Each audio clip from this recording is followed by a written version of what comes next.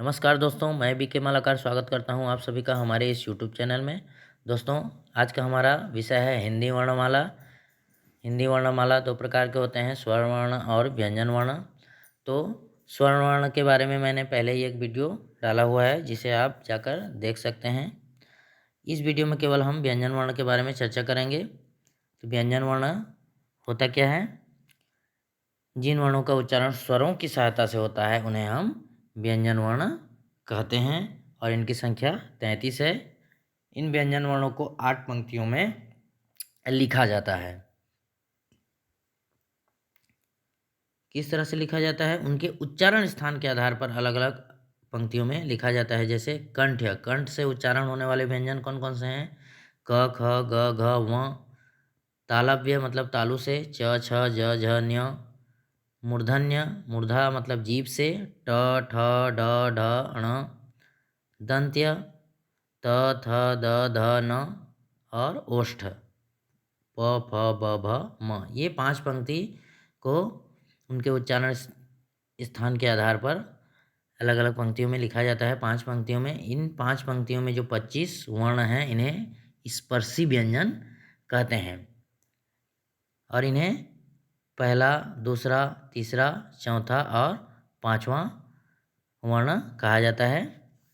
इसके अलावा 4 लुंठित ध्वनि व्यंजन या अंतस्थ व्यंजन होते हैं, य, र, ल और व। 4 ऊष्म व्यंजन होते हैं, स, स, ह। इन्हें ऊष्म संघर्षी व्यंजन भी कहा जाता है। इनके उच्चारण में हमारा ऐसा लगता है कि ऊष्मा बाहर आ रही है ना। इसलिए जैसे उच्चारण करके देखिए, स, ह, मतलब कुछ संघर्ष हो रहा है, इसलिए इन्हें ऊष्म संघर्षी व्यंजन भी कहा जाता है। अगला है 4 संयुक्त व्यंजन होते हैं, छ, त्र, ज्ञ और स्र। इस तरह से ये 8 पंक्ति, पूरी 8 पंक्ति हो गया व्यंजन वर्ण का। इन्हें 8 पंक्तियों में लिखा जाता है। इसके अलावा दोस्तों, आजकल जो प्रतियोगी परीक्षाओं में आपको प्रश्न के व्यंजन वर्ण से किस तरह के प्रश्न पूछते हैं उसके बारे में चर्चा करते हैं। तो आजकल क्या पूछा जाता है? घोष वर्ण क्या है? 4 ऑप्शन दे देगा। घोष वर्ण क्या है, या अघोष वर्ण क्या है, अल्प प्राण किसे कहते हैं, महाप्राण किसे कहते हैं, इस तरह से कुछ प्रश्न पूछा जाता है। तो आइए शुरू करते हैं। अघोष वर्ण। अघोष वर्ण क्या है? तो ये जो पहला पहला और दूसरा वर्ण, स्पर्शी व्यंजनों का पहला और दूसरा वर्ण प्लस तीनों स और स, मतलब ये कुल 13 वर्ण हैं जिनको अघोष वर्ण कहा जाता है। अगला है सघोष। सघोष किसे कहेंगे? घोष या सघोष उसी को कहा जाता है, तीसरा, चौथा और पांचवा वर्ण। सभी पंक्तियों का तीसरा, चौथा और पांचवा वर्ण, इसके साथ य, र, ल, व और ह और सभी स्वर। ये कुल 31 वर्ण ऐसे हैं जिन्हें घोष या सघोष वर्ण कहा जाता है, तो आप भूलना मत।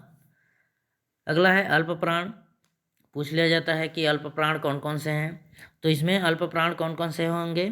पहला, तीसरा और पांचवा।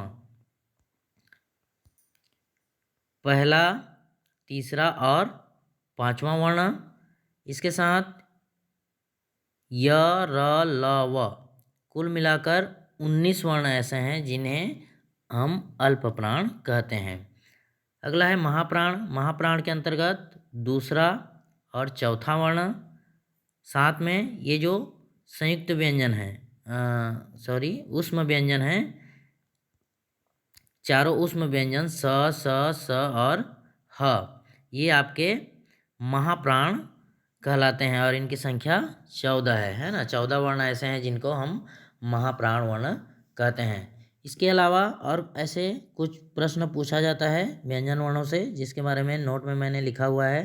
पहला है 2 द्विगुण व्यंजन ड़ और ढ होते हैं, इन्हें उच्छित व प्रकम्पित व्यंजन भी कहते हैं। परीक्षाओं में पूछ लिया जाता है अक्सर आजकल की, 4 ऑप्शन दे देगा, उच्छित या प्रकम्पित व्यंजन कौन सा है ना। तो आपको ध्यान होना चाहिए कि अढ़ और डढ़, ये जो इन्हें द्विगुण व्यंजन भी कहते हैं और इन्हें उच्छित व प्रकम्पित व्यंजन भी कहा जाता है।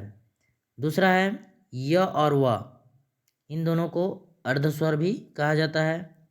तीसरा है र, र को भी प्रकंपित व्यंजन व लुंठित ध्वनि व्यंजन कहा जाता है। चौथा है झ। दोस्तों झ ऐसा वर्ण है, व्यंजन वर्ण है जिसको अमानक व्यंजन कहते हैं।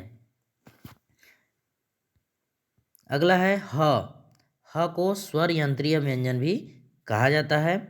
अगला है र, ल, स, इसको वर्त्स व्यंजन कहते हैं। ये जो 3 वर्ण हैं र, ल, स, इनको वर्त्स व्यंजन कहते हैं। तो आजकल प्रतियोगी परीक्षाओं में ये जो कंफ्यूज करने वाले वर्ण हैं इन्हीं से क्वेश्चन पूछा जाता है। तो आशा करता हूँ कि वीडियो आपको अच्छा लगा होगा। अगर अच्छा लगा है तो आप हमारे वीडियो को लाइक करें, सब्सक्राइब करें, शेयर करें। जय हिंद।